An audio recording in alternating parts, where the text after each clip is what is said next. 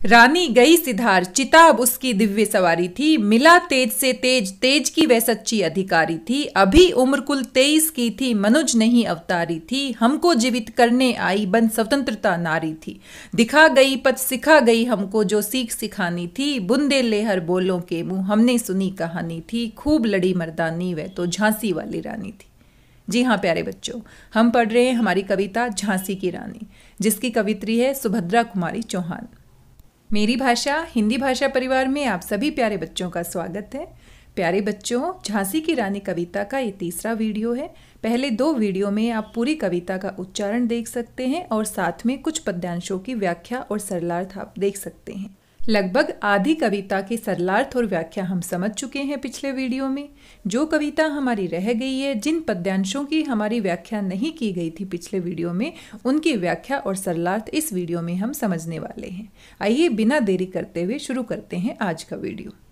यों पर्दे की इज्जत परदेशी के हाथ बिकानी थी। बुंदे लेहर बोलों के मुंह, हमने सुनी कहानी थी। खूब लड़ी मर्दानी, वह तो झांसी वाली रानी थी। यहाँ तक हम व्याख्या कर चुके हैं। हमने देखा झांसी पर अंग्रेजों का कब्जा हो चुका है और अंग्रेजों ने राजमहल की रानियों के कीमती जेवर और बहुमूल्य कपड़े नीलाम करने शुरू कर दिए हैं। अखबारों में खबर छापी जाती है कि इस तरह की नीलामी हो रही है। नागपुर के जेवर ले लो, लखनऊ के नौलख हार ले लो।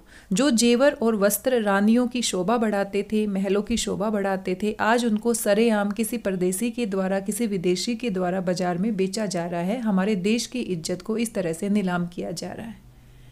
कुटियों में थी विषम वेदना, महलों में आहत अपमान। वीर सैनिकों के मन में था अपने पुरखों का अभिमान। नाना धुंधु पंत पेशवा, जुटा रहा था सब सामान। बहिन छबीली ने रणचंडी का कर दिया प्रकट आह्वान। आगे बताया गया है कि कुटियों में थी विषम वेदना। विषम यानी बहुत कठिन, वेदना यानी पीड़ा।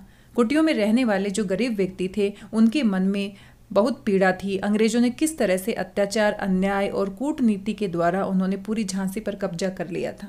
महलों में आहत अपमान, और महलों के जो लोग थे उनका अपमान किया जा रहा था। रानियों के बहुमूल्य वस्त्रों और जेवरों को सरेआम बाजार में नीलाम किया जा रहा था।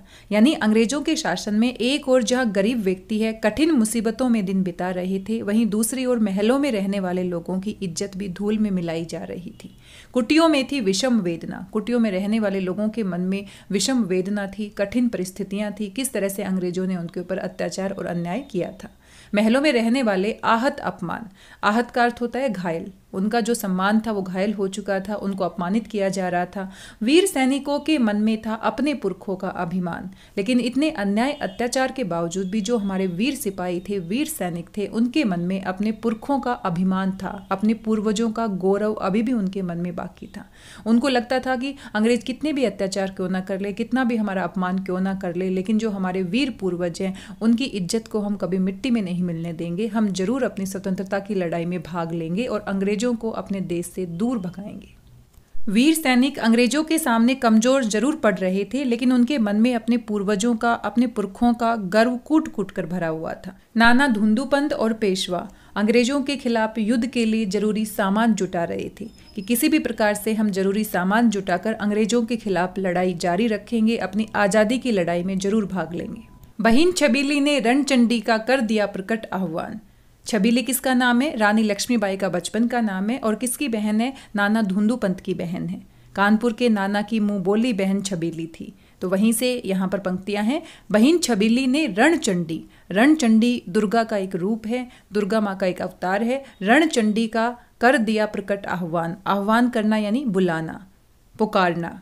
रानी लक्ष्मीबाई ने जहाँ पर नाना धुंधुपंत और पेशवा सामान जुटा रहे थे अंग्रेजों के खिलाफ युद्ध के लिए, वहीं पर रानी लक्ष्मीबाई ने राजमहल और साथ में झांसी राज्य की जो महिलाएं थी उनको इकट्ठा करना शुरू कर दिया था। उनको अस्त्र और शस्त्र की शिक्षा देना शुरू कर दिया था। अपनी स्त्री सेना को तैयार करना शुरू कर दिया था कि स्त्रियां भी किसी से कम नहीं है, इस आज़ादी की लड़ाई में हमें पूरा योगदान देना है। और उन्होंने इस प्रकार से रणचंडी का रूप धारण कर लिया था। अंग्रेजों के खिलाफ लड़ाई के लिए उन्होंने अपनी सेना का आह्वान कर दिया था। बहन छबीली यानी लक्ष्मीबाई महल और राज्य की स्त्रियों में देवी दुर्गा के रणचंडी रूप को जागृत कर रही थी, यानी युद्ध का प्रशिक्षण देकर अपनी सेना में शामिल कर रही थी। हुआ यज्ञ प्रारंभ उन्हें तो सोई ज्योति जगानी थी, बूंदे ले हर बोलों के मुंह हमने सुनी कहानी थी, खूब लड़ी मर्दानी वह तो झांसी वाली रानी थी। देवी दुर्गा के आह्वान के लिए यज्ञ की शुरुआत हो चुकी थी। यहाँ पर देवी दुर्गा का रणचंडी का रूप हर स्त्री ने धारण कर लिया था और जिस प्रकार देवी दुर्गा को प्रसन्न करने के लिए हम यज्ञ करते हैं, वैसे ही स्वतंत्रता संग्राम में भाग लेने के लिए स्वतंत्रता संग्राम रूपी यज्ञ की शुरुआत कर दी थी। पर यज्ञ तो केवल बहाना था, उन्हें तो अपनी खोई स्वतंत्रता को पुनः प्राप्त करने के लिए ये ज्योति हर किसी के मन में जगानी थी। हर व्यक्ति अपनी आज़ादी प्राप्त करना चाहता था, अंग्रेजों के खिलाफ लड़ाई में भाग लेना चाहता था और इसी युद्ध की तैयारी शुरू कर दी थी। रणचंडी का रूप धारण करके रानी लक्ष्मीबाई ने अपनी सेना तैयार करना शुरू कर दिया था। नाना धुंधुपंत और पेशवा ने सामान जुटाना शुरू कर दिया था कि किस तरह से हम अंग्रेजों के खिलाफ लड़ाई लड़ सकते हैं। बुंदेलखंड के हर बोलों के मुंह से हमने एक कहानी सुनी है कि रानी लक्ष्मीबाई मर्दानी की भांति लड़ी थी, मर्दों की तरह उन्होंने युद्ध किया था। महलों ने दी आग, झोपड़ी ने ज्वाला सुलगाई थी, ये स्वतंत्रता की चिंगारी अंतरतम से आई थी। झांसी चेती, दिल्ली चेती, लखनऊ लपटे छाई थी, मेरठ कानपुर पटना ने भारी धूम मचाई थी। और आज़ादी की लड़ाई की तैयारी शुरू हो गई थी। लोगों के मन में ज्वाला सुलग रही थी अंग्रेजों के खिलाफ युद्ध करने के लिए। महलों ने दी आग, महलों में भी आग फैल चुकी थी। झोपड़ी ने ज्वाला सुलगाई थी और झोपड़ी में रहने वाले जो गरीब व्यक्ति थे, राज्य के हर व्यक्ति में आग सुलग रही थी, ज्वाला सुलग रही थी। सभी तैयार थे आज़ादी की लड़ाई में भाग लेने के लिए। अंग्रेजों द्वारा अपनी आज़ादी छीन लेने की बात महलों में आग की तरह फैल चुकी थी और समाज के अन्य वर्ग में भी अंग्रेजों के प्रति गुस्से की भावना थी। सभी के मन में ज्वाला धधक रही थी, सभी के मन में आग सुलग रही थी। आजादी प्राप्त करने का ये जोश और जुनून उनके हृदय से निकल रहा था। अंतरतम यानी हृदय, उनके मन से निकल रहा था। ये स्वतंत्रता की चिंगारी, ये स्वतंत्रता की जो चिंगारी थी उनके अंतरतम से आई थी, उनके मन, उनके हृदय से आई थी। झांसी चेती, दिल्ली चेती, लखनऊ लपटे छाई थी। चेती यानी जागृत होना। झांसी जागृत हो चुकी थी, झांसी के लोग जागृत हो चुके थे, अंग्रेजों के खिलाफ युद्ध में भाग लेने के लिए तैयार हो चुके थे।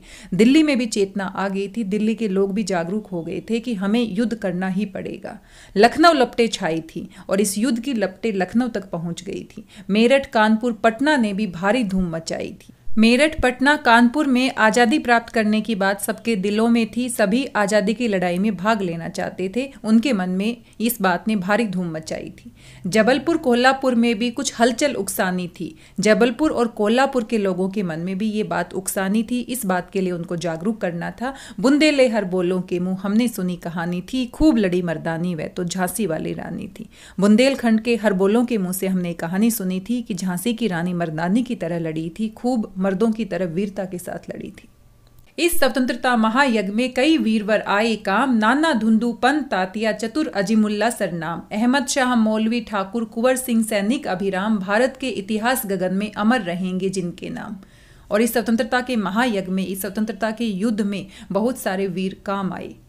काम आना एक मुहावरा है जिसका अर्थ होता है कुर्बानी देना।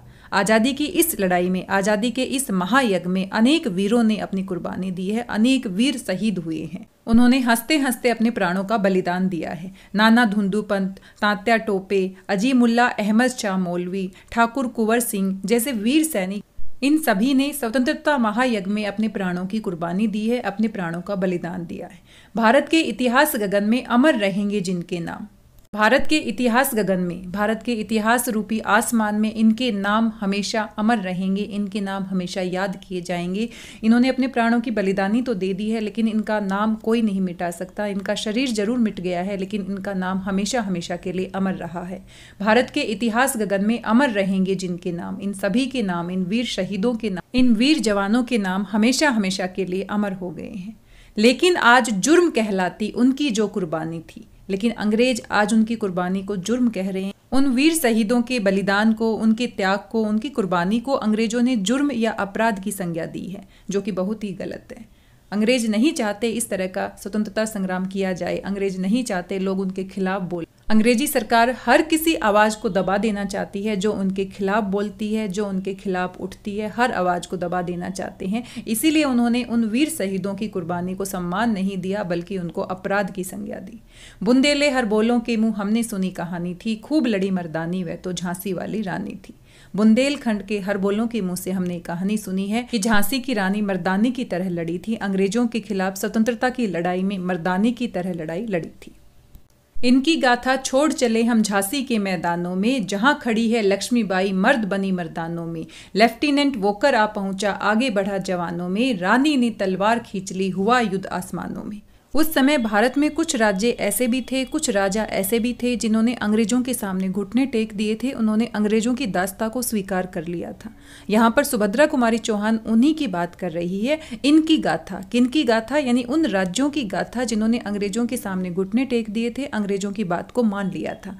इनकी गाथा छोड़ चले हम झांसी के मैदानों में, कि उन राज्यों की गाथा, उन राज्यों की कहानी को हम छोड़ देते हैं। आइए अब हम चलते हैं झांसी के मैदान में, जहाँ पर स्वतंत्रता की लड़ाई में झांसी की रानी लक्ष्मीबाई भाग ले रही है, जहां खड़ी है लक्ष्मीबाई मर्द बनी मर्दानों में। झांसी की रानी लक्ष्मीबाई ने अंग्रेजों के सामने घुटने नहीं टेके और उन्होंने कहा कि मरते दम तक मैं अपनी झांसी वापस लेकर रहूंगी। आओ हम झांसी के मैदान में चलते हैं, जहां पर रानी लक्ष्मीबाई मर्दों में मर्द बनकर खड़ी हुई है, मर्दों से भी बढ़कर युद्ध करती है, अंग्रेजों का सामना करती है। चले हम झांसी के मैदानों में, झांसी के मैदानों में चलते हैं, जहां पर खड़ी हुई है लक्ष्मीबाई मर्द बनी मर्दानों में। मर्दों से भी बढ़कर वीरता दिखाती है, मर्दों से भी बढ़कर बहादुरी दिखाती है। लेफ्टिनेंट वोकर आ पहुंचा, आगे बढ़ा जवानों में। और युद्ध के समय लेफ्टिनेंट वोकर अपनी सेना को लेकर आगे आता है, लक्ष्मीबाई के साथ युद्ध करता है। रानी ने तलवार खींच ली, हुआ द्वंद आसमानों में। द्वंद होना यानी दो योद्धाओं के बीच में जो युद्ध होता है, उसके लिए हम शब्द प्रयोग करते हैं द्वंद। द्वंद यानी दो वीरों के बीच में होने वाला युद्ध। एक तरफ झांसी की रानी लक्ष्मीबाई थी और दूसरी तरफ लेफ्टिनेंट वोकर थे। लेफ्टिनेंट वोकर मर्द थे और झांसी की रानी औरत थी, यानी दोनों असमान थे। इसी तरीके से द्वंद हुआ उन दोनों के बीच में असमानों में। असमान यानी जो बराबर नहीं होते हैं, उनको हम असमान कहते हैं। तो यहाँ का जो युद्ध था वो बराबरी का युद्ध नहीं था, बल्कि असमान युद्ध था। दो बराबरी के व्यक्तियों के बीच में युद्ध नहीं था। लेकिन रानी ने तलवार खींच ली। रानी अपनी तलवार लेकर युद्ध करने के लिए तैयार हो जाती है। जख्मी होकर वाकर भागा, उसे अजब हैरानी थी। और लक्ष्मीबाई के साथ युद्ध करते समय वोकर बुरी तरह से जख्मी हो जाता है, घायल हो जाता है और उसे वहां से भागना पड़ता है। उसे अजब हैरानी थी, बड़ी ही अजीब हैरानी उसे हो रही थी कि एक औरत मुझे कैसे हरा सकती है, एक औरत कैसे मुझे जख्मी कर सकती है। क्योंकि ये जो युद्ध था वो बराबरी का युद्ध नहीं था। एक तरफ लक्ष्मीबाई थी, एक तरफ वोकर था। लेफ्टिनेंट वोकर भी रानी की वीरता को देखकर, रानी के युद्ध कौशल को देखकर अजब हैरानी में था। बहुत ही अजीब महसूस कर रहा था कि ऐसा कैसे हो गया। उसने ऐसा कभी नहीं सोचा था और उसको कायरों की भांति युद्ध के मैदान को छोड़कर जाना पड़ा। बुंदेले हर बोलों के मुंह सुनी हमने कहानी थी, खूब लड़ी मर्दानी वह तो झांसी वाली रानी थी। रानी बढ़ी काल्पी आई, कर 100 मील निरंतर पार, घोड़ा थक कर गिरा भूमि पर, गया स्वर्ग तत्काल सिधार। यमुना तट पर अंग्रेजों ने फिर खाई रानी से हार, विजयी रानी आगे चल दी, किया ग्वालियर पर अधिकार। और युद्ध करते करते रानी 100 मील आगे चलकर, निरंतर चलकर, लगातार चलकर काल्पी पहुंच जाती है। रानी बढ़ी काल्पी आई, काल्पी आ जाती है। 100 मील की दूरी तय करने के बाद घोड़ा थक कर गिरा भूमि पर, और रानी का घोड़ा बुरी तरह से थक जाता है युद्ध के दौरान। घोड़ा थक कर भूमि पर गिर जाता है, जमीन पर गिर जाता है और तत्काल यानी तुरंत ही स्वर्ग सिधारना, स्वर्ग सिधारना यानी मर जाना, और तुरंत ही उसकी मृत्यु हो जाती है। अब रानी बिना घोड़े के कैसे युद्ध में भाग लेगी।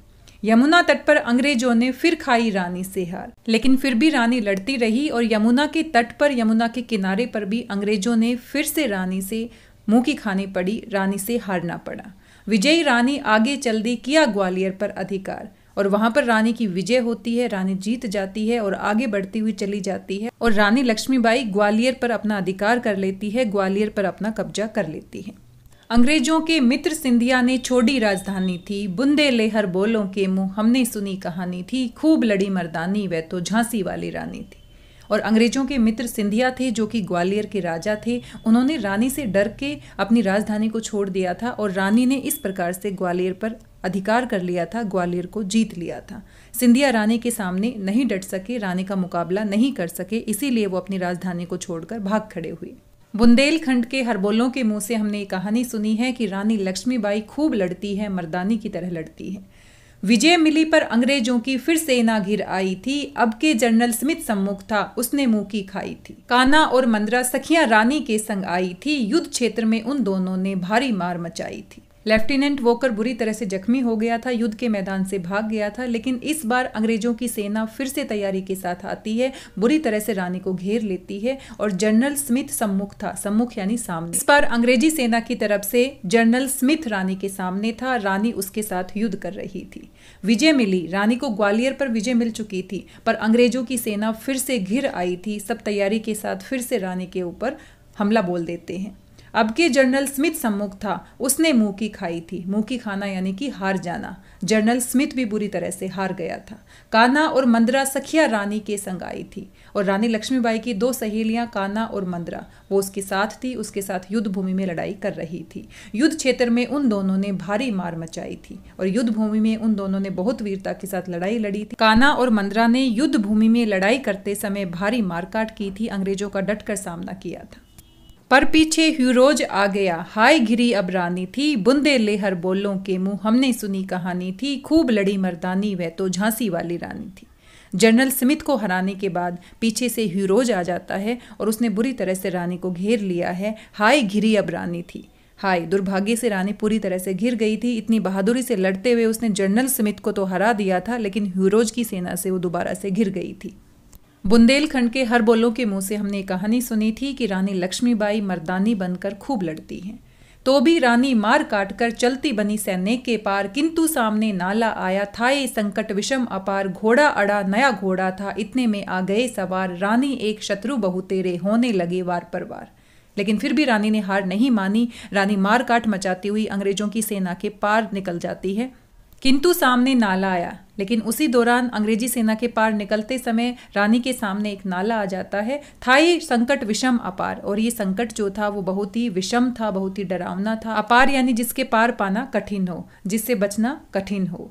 रानी अंग्रेजों का सामना करते करते उसकी सेना से बाहर निकल जाती है, लेकिन सामने नाला आ जाता है और ये संकट बहुत ही विषम था, बहुत ही भयानक संकट था रानी के सामने। घोड़ा अड़ा नया घोड़ा था। रानी का जो घोड़ा था, जिसको वो बहुत अच्छे से जानती थी, वो मर चुका था, लेकिन अब रानी के पास जो घोड़ा था वो बिल्कुल नया घोड़ा था। उसको वो अच्छे से नहीं जानती थी, इसलिए वो अड़ जाता है, नाले को पार नहीं कर पाता है। इतने में आ गए सवार, और इसी दौरान अंग्रेजी सेना रानी का पीछा करते करते वहां पर पहुंच जाती है। सारे सवार वहां पर पहुंच जाते हैं, सारे सैनिक फिर से रानी को घेर लेते हैं। रानी एक शत्रु बहु तेरे, रानी अकेली थी और शत्रु इतने सारे थे, इतने सारे शत्रु रानी को घेर लेते हैं। होने लगे वार पर वार, और सभी मिलकर उस अकेली रानी पर वार करने लगे, उस वीर रानी पर वार करने लगे। घायल होकर गिरी सिंहनी, उसे वीर गति पानी थी, और इस तरह से वो शेरनी की भांति लड़ती हुई रानी लक्ष्मीबाई घायल हो जाती है। इतने सारे वार सहन नहीं कर पाती है और घायल होकर गिर जाती है। उसे वीर गति पानी थी और वो वीर गति को प्राप्त होती है, युद्ध भूमि में शहीद हो जाती है, कुर्बान कर देती है अपने प्राणों को। मर्दानी बनकर अंग्रेजों का सामना करती है, इतने सारे अंग्रेजों का एक साथ सामना करती है, वार पर वार सहन करती है और अंततः वीर गति को प्राप्त हो जाती है। अपने अमर बलिदान को हमेशा हमेशा के लिए, उसकी अमिट छाप हमारे दिलों में छोड़कर चली जाती है। इसीलिए बुंदेलखंड के हर बोलों के मुंह से हमने कहानी सुनी थी कि खूब लड़ती है, मर्दानी बनकर लड़ती है, वह तो झांसी वाली रानी थी। रानी गई सिधार, चिता अब उसकी दिव्य सवारी थी। सिधारना यानी मृत्यु को प्राप्त हो जाना। चिता अब उसकी दिव्य सवारी थी। मिला तेज से तेज, तेज की वह सच्ची अधिकारी थी। अभी उम्र कुल 23 की थी, मनुज नहीं अवतारी थी, हमको जीवित करने आई, बन स्वतंत्रता नारी थी। इन पंक्तियों में सुभद्रा कुमारी चौहान रानी लक्ष्मीबाई की अंतिम यात्रा के बारे में बताती है कि रानी गई सिधार, रानी का स्वर्गवास हो जाता है, वीर गति को प्राप्त हो जाती है। चिता अब उसकी दिव्य सवारी थी, चिता ही उनकी अब दिव्य सवारी थी। मिला तेज से तेज, तेज की वह सच्ची अधिकारी थी। उनका तेज तेज में विलीन हो जाता है, वही उसका सच्चा अधिकार था, उसी की वो सच्ची अधिकारी थी। अभी उम्र कुल 23 की थी। रानी लक्ष्मीबाई की मृत्यु हुई, रानी लक्ष्मीबाई वीर गति को प्राप्त हुई तो उनकी उम्र कुल 23 वर्ष की थी। मनुज नहीं अवतारी थी। मनुज यानी मनुष्य, अवतारी यानी दिव्य अवतार। ऐसा लगता था कि वो मनुष्य नहीं थी, बल्कि वो तो अवतार थी, एक दिव्य अवतार थी। हमको जीवित करने आई, बन स्वतंत्रता नारी थी, और हम सभी को जीवित कर गई। हमारे मन में जो सोई हुई ज्वाला थी, आज़ादी की लड़ाई जो हम लड़ने के लिए प्रेरित हुए थे, वो उन्हीं के कारण हुए थे। ऐसा लगता है कि वो स्वतंत्रता नारी बनकर हम सबके बीच में आई थी, हम सभी को जगा कर चली गई, हम सभी को उत्तेजित कर कर चली गई कि ऐसे ही बैठे रहने से अंग्रेजों को हम कभी भी अपने देश से नहीं भगा सकते। उनके खिलाफ लड़ना होगा, उनके खिलाफ हमें एकजुट होकर उनका सामना करना होगा। दिखा गई पथ सिखा गई हमको जो सीख सिखानी थी। पथ यानी रास्ता। रानी लक्ष्मीबाई स्वतंत्रता की देवी बनकर हमें जीवित करने आई थी। वह हमें बलिदान का मार्ग दिखा गई, हमें सीख सिखा गई। किस तरह से हमें सिखाकर गई उसको हम सभी जानते हैं। कितनी बहादुरी से, कितनी वीरता से उन्होंने अंग्रेजों का सामना किया। असमानता का युद्ध लड़ा उन्होंने। एक तरफ औरत, एक तरफ मर्द, ऐसा युद्ध कभी हमने पहले नहीं देखा था। मर्दानी की तरह उन्होंने युद्ध लड़ा और हम सभी को एक सीख सिखाकर चली गई कि हमें अंग्रेजों के चंगुल से मुक्त होना है तो हमें एकजुट होकर उनका सामना करना ही पड़ेगा। दिखा गई पथ, हमें एक सही रास्ता दिखाकर चली गई। सिखा गई हमको जो सीख सिखानी थी, जो शिक्षा हमें देनी थी वो सिखाकर चली गई। उनके जीवन का जो उद्देश्य था वो पूरा हो गया। प्यारे बच्चों, सिर्फ उसी समय के लोगों को उन्होंने नहीं सिखाया, बल्कि आज भी हम उनके जीवन से सीख सकते हैं कि कोई भी कमज़ोर नहीं होता है। अगर हमारे दृढ़ इरादे हैं, अगर हमारे संकल्प मजबूत हैं तो हम किसी भी चीज़ का सामना कर सकते हैं। जब एक अकेली रानी लक्ष्मीबाई इतनी बड़ी सेना का सामना कर सकती है, उनको धूल चटा सकती है, तो हम भी बहुत कुछ कर सकते हैं। आज भी वो हमारी प्रेरणा का स्रोत है, एक वीरता की सच्ची मिसाल है। आज हमारा देश अंग्रेजों का गुलाम तो नहीं है, लेकिन औरतों के लिए एक बहुत बड़ी सीख हो सकती है कि हम रानी लक्ष्मीबाई की भांति अपने आप को इतना मजबूत बनाएं कि कोई भी हमारे ऊपर अत्याचार ना कर सके, कोई भी हमारे आत्मसम्मान को ठेस ना पहुंचा सके। हम किसी से कम नहीं हैं। अगर नारी ठान लेती है, अपनी शक्ति को पहचान लेती है, तो वो कुछ भी कर सकती है। बुंदेले हर बोलों के मुँह, हमने सुनी कहानी थी, खूब लड़ी मर्दानी, वह तो झांसी वाली रानी थी। ये हमारी कविता की अंतिम पंक्तियां हैं। जाओ रानी याद रखेंगे हम कृतज्ञ भारतवासी, ये तेरा बलिदान जगावेगा स्वतंत्रता अविनाशी। होवे चुप इतिहास लगे सच्चाई को चाहे फांसी, हो मदमाती विजय मिटा दे गालों से चाहे झांसी। और अंत में सुभद्रा कुमारी चौहान कहती है, जाओ रानी याद रखेंगे, कि रानी तुम स्वर्ग को जाओ, हम तुम्हें याद रखेंगे, हम कृतज्ञ भारतवासी। कृतज्ञ होता है उपकार को मानने वाला। हम सभी आपके कृतज्ञ हैं, हम सभी आपके द्वारा किए गए उपकार को मानने वाले हैं। हम हमेशा इस बलिदान को याद रखेंगे, सभी भारतवासी आपके बलिदान को याद रखेंगे। जाओ रानी याद रखेंगे हम कृतज्ञ भारतवासी, ये तेरा बलिदान जगावेगा स्वतंत्रता अविनाशी। अविनाशी होता है कभी न नष्ट होने वाली। आपका जो बलिदान है वो व्यर्थ नहीं जाएगा। आपका जो बलिदान है वो हमेशा हमेशा के लिए कभी नष्ट न होने वाली स्वतंत्रता को जगाने वाला है। एक ऐसा युद्ध होने वाला है जिसका परिणाम सिर्फ और सिर्फ आज़ादी होगा। और अंततः हम इस परिणाम को पाकर रहते हैं, हमारा देश आज़ाद होता है। और शुरुआत कहाँ से होती है? झांसी की रानी लक्ष्मीबाई की आज़ादी की लड़ाई से शुरुआत होती है। होवे चुप इतिहास, चाहे इतिहास चुपचाप क्यों ना हो जाए, चाहे तुम्हारे बारे में कुछ भी ना कहे इतिहास, चाहे लोग सच्चाई को क्यों ना छुपा ले, लगे सच्चाई को चाहे फांसी, चाहे सच्चाई को अंग्रेजों के द्वारा फांसी लगा दी जाए, चाहे तुम्हारी वीरता की सच्चाई को छुपा लिया जाए। हो मदमाती विजय, मदमाती यानी मस्त करने वाली, चाहे अंग्रेजों की इस लड़ाई में विजय ही क्यों ना हो जाए। मिटा दे गोलों से चाहे झांसी, चाहे झांसी को गोलों से तोपों से मिटा दिया जाए, लेकिन फिर भी तुम्हारा बलिदान व्यर्थ नहीं जाएगा।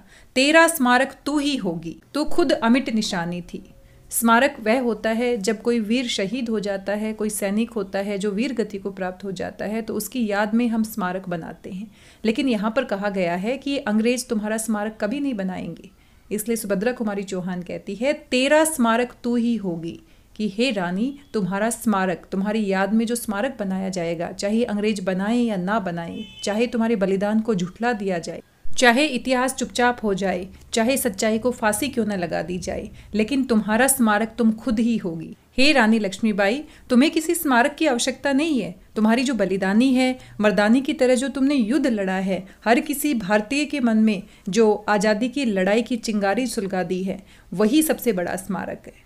तुम्हारी जो ये अमिट निशानी है, अमिट यानी कभी ना मिटने वाली, जो अमिट निशानी तुमने हम भारतवासियों के मन पे छोड़ी है, अपनी वीरता से, अपनी मर्दानी की तरह युद्ध कौशल से, उस सबको कोई भुला नहीं सकता है। उसको किसी स्मारक की आवश्यकता नहीं है। चाहे इस 1857 की क्रांति में अंग्रेज क्यों ना विजय हो जाए, चाहे क्यों ना इतिहास को झुठला दिया जाए, लेकिन तुम खुद ही अमिट निशानी हो, कभी ना मिटने वाली ऐसी निशानी हो जो किसी भी भारतवासी के मन से कभी मिट नहीं सकती। अपने आप में ही तुम्हारा नाम हे रानी लक्ष्मीबाई स्मारक के समान है। चाहे अंग्रेज तुम्हारे बलिदान को सराहें ना सराहें, चाहे अंग्रेज तुम्हारे बलिदान को क्यों ना भुला दे, लेकिन भारतवासियों के मन में जो आज़ादी की लड़ाई की चिंगारी जो तुमने सुलगाई है, स्वतंत्रता के महायज्ञ में अपने प्राणों की जो आहुति दी है, उसको कभी नहीं भुलाया जा सकता। वो अपने आप में अमिट है, उसको कोई मिटा ही नहीं सकता है। तेरा स्मारक तू ही होगी, तू खुद अमिट निशानी थी, बुंदेले हर बोलों के मुंह, हमने सुनी कहानी थी, खूब लड़ी मर्दानी वह तो झांसी वाली रानी थी। और बुंदेलखंड के हर बोलों के मुंह से हमने कहानी सुनी थी कि झांसी की रानी युद्ध में मर्दों के समान अत्यंत वीरता के साथ लड़ती थी। उसकी कहानी आज भी बच्चे बच्चे को याद है। वो अमिट निशानी आज भी हमारे मन में हमेशा हमेशा के लिए है, उसे कोई मिटा नहीं सकता है। प्यारे बच्चों, ये थी हमारी झांसी की रानी कविता, जो पूरी वीरता से भरपूर थी। पूरे उत्साह और जोश के साथ हमने इसको पढ़ा है, हमने इसको पूरा समझने की कोशिश की है। आशा करती हूँ आपको व्याख्या समझ में आई होगी, आपको वीडियो पसंद आया होगा और साथ में ये कविता आप हमेशा याद रखेंगे, क्योंकि ये कविता है ही ऐसी। कोई भी व्यक्ति इसको एक बार पढ़ लेता है, एक बार समझ लेता है, पूरे उम्र भर के लिए कविता उसकी अपनी हो जाती है। मैंने भी इसको बचपन में पढ़ा था, लेकिन आज तक इस कविता को पढ़ने के बाद ऐसे लगता है कि ये कविता मैं कभी भुला नहीं सकती हूँ और कोई भी नहीं भुला सकता है। आप भी जब बड़े हो जाएंगे तो आपको ये कविता हमेशा याद रहेगी।